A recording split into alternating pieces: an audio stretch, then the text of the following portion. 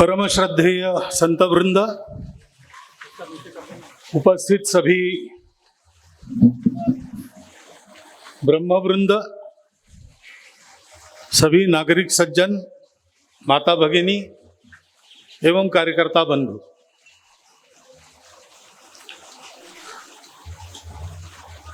इस जलस्तंभ के अनावरण के लिए यहाँ आना ऐसा तय हुआ था। स्वाभाविक बात है, यहाँ आएंगे तो श्री महाकाल का दर्शन पूजन ये तो होना ही चाहिए। बाकी बातें जुड़ गई है, उसमें कुछ तो सुसंगत है। जो दो स्मरणिकाओं का ग्रंथों का विमोचन हुआ वो बिल्कुल सुसंगत है। ये जो लगातार उपक्रम चला है उसकी एक कड़ी है, उसमें जो जो कुछ हुआ है उसका संग्रह उसमें आया है। लेकिन ये जो अभिनंदन पत्र और महर्षि दधीची जैसों से तुलना, ये सब अब जुड़ गई है। मैं ये जानता हूं, मैं भी उसके लिए कुछ नहीं कर सकता और आप भी कुछ नहीं कर सकते, क्योंकि कार्यक्रमों के समारंभ होना और समारंभों के उत्सव होना ये भारतवर्ष का स्वभाव है। ऐसा वो हुआ है। वास्तव में दधीची जैसी तपस्या करने वाले बहुत लोग पीछे हैं। कुछ हो चुके, कुछ आज है और कुछ कल होने वाले हैं, जिनमें मेरा नंबर नहीं है। मेरा नंबर नहीं है इसलिए उन्होंने मुझे यहां रखा है, तो सामने मैं आता हूं। ये सब उन्हीं का पुण्य प्रताप है जो संघ के बारे में अच्छे अच्छे शब्द हमको सुनने को मिल रहे हैं। नहीं तो हमको तो कभी संघ के बारे में अच्छा सुनने की आदत रही नहीं। खैर, प्रसंग का उत्सव हुआ है, लेकिन यह प्रसंग गंभीर प्रसंग है जो हम जानते हैं। एक तरह से प्रतीकात्मक है, एक तरह से करने लायक। जलस्तंभ का अनावरण हुआ है। शिव जी के सर से गंगा निकली, उनसे निकली इसलिए कि वही उसको धारण कर सके। अगर सीधे उतर जाती तो पृथ्वी का विदारण करके फिर से पाताल में चली जाती। लेकिन लोक कल्याण की बुद्धि से उसको अपने सिर पर तोलने वाले शिव थे। जैसे समुद्र मंथन के समय निकले 14 रत्नों में से एक को पचाने वाले शिव थे, इसलिए बाकी 13 रत्नों का लाभ जिन जिन को जैसा लेना था वो ले सके। वैसे इस गंगा का भी लाभ त्रिलोकों को इसीलिए हुआ कि उसको धारण करने वाले शिव थे। ये जो जल है, हम जानते हैं जीवन की आवश्यकता है, जीवन का उद्गम भी वही है और जीवन का पोषण भी वही है। तो जलस्तंभ का हमने अनावरण किया। अभी जलस्तंभ मंदिर के प्रांगण में क्यों है? इसलिए कि प्रायः मंदिरों के साथ जल जुड़ा रहता है। क्षिप्रा के किनारे हम है, नदी नहीं होती तो पुष्करिणी तो होती ही है, कुंड तो होता ही है। और ये सारा भगवान की पूजा और भगवान के भक्तों का जीवन धारण पोषण इसमें लगता है। तो भगवान की पूजा में जो लगेगा उसका तो कोई नाप नहीं है, जितनी करेंगे उतना थोड़ा है। उसी की वस्तु है, उसी को समर्पित कर रहे हैं। अहंकार भी नहीं रखना चाहिए, परंतु हमारे पोषण संरक्षण में लगेगा तब। इसकी अति भी नहीं होनी चाहिए और इसकी कमी भी नहीं होनी चाहिए। इसलिए हर जल स्रोत में अगर मर्यादा से अधिक कम हो गया तो सावधान करने वाला, और मर्यादा से ऊपर चला तो भी सावधान करने वाला कि बाढ़ आ रही है।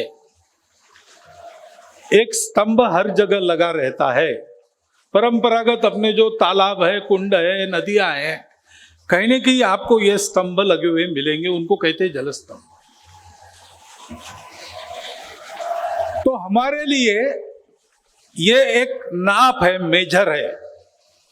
हमारी अपनी करनी से जल की कमी नहीं हो रही, जल की अति नहीं हो रही। इसको सतत देखते रहना पड़ता है। इसका स्मरण देने वाला ये जल स्तंभ है। हम इसका रोज दर्शन करें और इसका भी चिंतन करें कि ऐसा तो मेरे करने से नहीं हो रहा है ना, मेरा करना कहीं दुनिया में जल की कमी को बढ़ा नहीं रहा है ना, और मेरे करने से जल का कहीं अपव्यय नहीं हो रहा है ना। ज्यादा हो जाता है तो अपव्यय हो जाता है, बाढ़ तो नहीं आएगी हमारे करने से। लेकिन ऐसा भी होता है कि हमारे करने से बाढ़ भी आती है। शहरों में पानी के निकासी के रास्ते हम बंद कर देते हैं और एक दिन अच्छी वर्षा हो जाती है तो फिर दूरदर्शन पर अमुक शहर जलमग्न हो गया, लोग छाते को उल्टा करके उसकी नौका बना के जा रहे वगैरह वगैरह सारा देखने को मिलता है। अरे पहले होता नहीं था, आज क्यों हुआ? पटना शहर है, पटना, पुराना पटना, वो गंगा की बिल्कुल ही निकट है, तट पर ही है। वहां कभी भी पानी रुकता नहीं, बाढ़ आने पर भी शहर में पानी आता नहीं। और उससे 20 गुना बड़ा नया पटना बसा है, गंगा से दूर है, लेकिन वहां अतिवृष्टि होने से बाढ़ आती है और पानी भी ठहरता है जो 4 महीने उतरता नहीं। ये दोष तो गंगा जी का नहीं है, ये दोष तो बनाने वालों का, उपयोग करने वालों का है। इस जलस्तंभ के दर्शन से और उसके दर्शन के पीछे अपने चिंतन से हम इस अयोग, अतियोग या मिथ्या योग की गलती से बचेंगे। और जल ये एक हमारी दृष्टि, जब हम जल कहते हैं तो हमको पानी दिखता है। किसी शास्त्रज्ञ को पूछेंगे तो वो कहेगा हाइड्रोजन के 2 अणु है, ऑक्सीजन का 1 है। लेकिन जल केवल इतना नहीं है, जैसा मैंने कहा जल जीवन का स्रोत भी है। तो जल एक तरह से जीवन ही है। और ये जीवन मनुष्य को क्यों मिला है, पशुओं को क्यों मिला है, पशु नहीं जानता। वो तो जन्मा है इसलिए मरते दम तक जिएगा, जैसा भी जिएगा, लेकिन जी लेगा, मार खा के जिएगा, दूसरों को मार के जिएगा, लेकिन जीते रहेगा, मरता नहीं, तब तक चलते रहेगा। आत्महत्या नहीं करता, अपवाद होते हैं, लेकिन सामान्यतः पशु आत्महत्या नहीं करता, क्योंकि उसको विचार ही नहीं है, भान ही नहीं है, ये जानकारी नहीं है। मनुष्य का ऐसा नहीं है। मनुष्य इस सृष्टि का घटक, पशुओं जैसा वो भी एक घटक है। प्रकृति में वृक्ष है, प्रकृति में पक्षी है, वैसे मनुष्य भी है। परंतु मनुष्य को जो बुद्धि मिली है, विचार शक्ति मिली है, कॉग्निटिव एबिलिटीज ऐसा विद्वान कहता है, वो मिलेगी। वो किस लिए मिली है? कि ये मनुष्य सृष्टि में रहकर सारी सृष्टि का योगक्षेम ठीक चले, इसको देखे, जिसको कहते हैं धर्म, धर्माचरण। धर्म अकेले के लिए नहीं होता। एक आदमी है तो बिना धर्म के भी काम चलेगा, केवल उसके शरीर मन बुद्धि इसका धर्म देखना चाहिए। धर्म तब होता है जब हम सब होते हैं। हमको सबकी चिंता करके रहना है, तो कैसे रहना? तो इस पर 4 श्लोक है।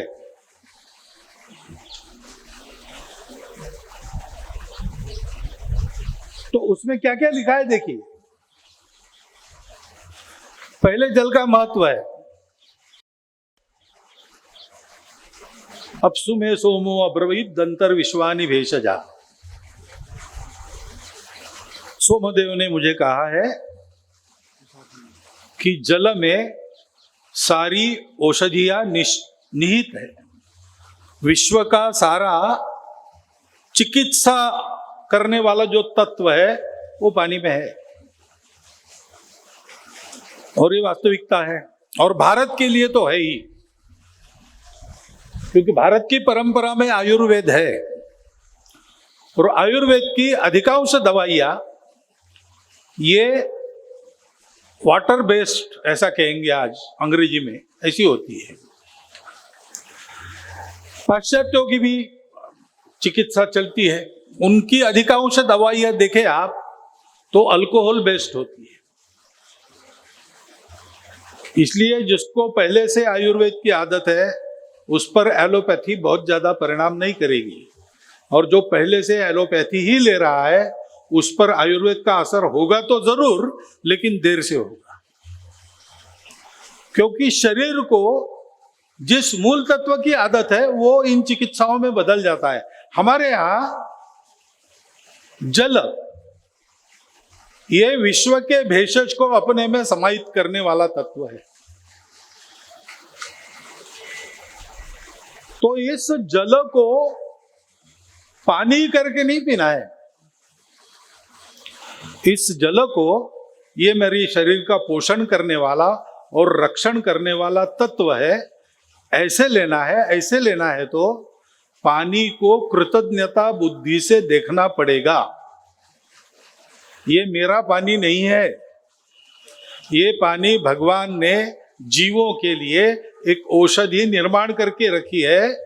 भगवान के प्रति भक्ति और इस औषधि के प्रति कृतज्ञता मन में रहनी चाहिए। भक्ति और कृतज्ञता से जिसका जीवन होता है उसका जीवन विश्व को आगे बढ़ाता है। और अश्रद्धा और स्वार्थ के लिए जीने वाले लोग जीवन को पशु से बदतर जीवन बनाते हैं। हम मनुष्य है, हमको क्या चुनना है उसकी याद स्तंभ देता है। ऐसे ही आगे कहा है कि इस जल का ग्रहण मैं कर रहा हूं। क्यों कर रहा हूं? मैं ये समझकर कर रहा हूं कि ये मेरी आत्मरक्षा है।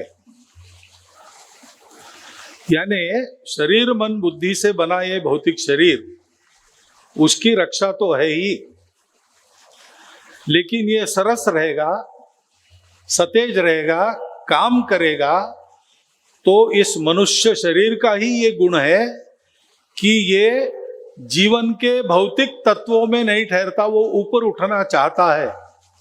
आहार निद्रा भय मैथुनंच सामान्य में तक वहां रुकता नहीं, वो धर्म और धर्म के मूल में अध्यात्म, उसकी ओर जाता है। सत्य को जानना चाहता है और सत्य को जानते हुए भी एक प्रवाही सहानुभूति, जिसको करुणा कहते हैं, जल जिसका एक प्रतीक माना जाता है, उसका भी प्रवाह उसके अंदर रहता है।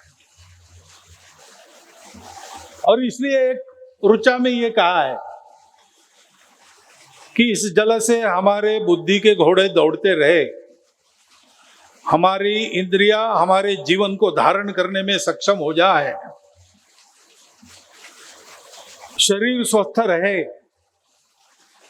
क्योंकि मनुष्य जन्म लेकर हमको स्वस्थ रहकर धर्म साधन करना है। शरीरम आद्यम खलु धर्म साधनम। धर्म का साधन करने के लिए एक टूल है हमारा शरीर मन बुद्धि। स्वार्थ में फंसने के लिए नहीं है, पाप करने के लिए नहीं है, परोपकार करने के लिए।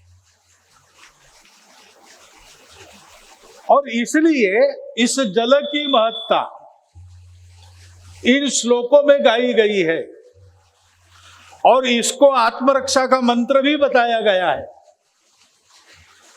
और इसके द्वारा सुख मिलता है, क्योंकि अगर हम पशु जैसा व्यवहार करने लगे तो सभी दुखी होंगे। आखिर मनुष्य के रहते दुनिया सुखी हो, इसका उपाय क्या है? मनुष्य धर्म से चले तो सारी दुनिया सुखी हो जाए। क्योंकि बाकी सबको यह धर्म बंधन के रूप में मिला है। मनुष्य को चुनने का स्वातंत्र्य है। तुमको बनाया है, तुम चाहते हो तो करनी करके नारायण बन सकते हो। अगर तुम उल्टा चाहते हो तो तुम नराधम भी बन सकते हो। बनना क्या है? बनना क्या है ये सतत ध्यान में रहे। इसलिए जहां से विश्व शुरू होता है, पहले काल की उत्पत्ति हुई और विश्व का प्रारंभ हुआ, उन महाकाल के साथ साथ यहां एक स्तंभ है, जल स्तंभ। हम महाकाल का दर्शन करें, उज्जैन निवासी बड़े भाग्यवान है, वो रोज कर सकते हैं। बाकी लोग स्मरण तो कर सकते हैं। जैसे महाकाल जी का दर्शन करेंगे, स्मरण करेंगे, वैसे इस स्तंभ का भी दर्शन और स्मरण हम करें और अपने जीवन के सारे क्रियाकलाप को महाकाल जी की इच्छा के अनुसार यह सृष्टि धर्म प्रवर्तित होते रहे, उनकी इच्छा है तब तक। इसलिए धर्म प्रवण जीवन बनाए।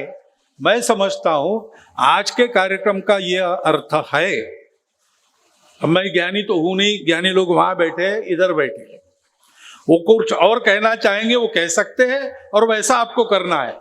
लेकिन मेरी अल्प बुद्धि में मैंने जो विचार किया, मेरी ये बात ध्यान में आई, अगर आपके उपयोग की आपको लगता है और उचित है ऐसा लगता है तो कृपया उसे ग्रहण कीजिए, क्योंकि अगर ये बात मेरी सही है और उचित है तो ऐसा करने से अपने जीवन का और सारे विश्व का भी बहुत कल्याण हो सकता है। ये इस बात में सब लोग सहमत होंगे, ये मेरा विश्वास है। इसलिए ऐसा स्मरण और दर्शन रोज करने का अनुरोध आपके सामने रखता हूं और मेरे 4 शब्द समाप्त करता हूं।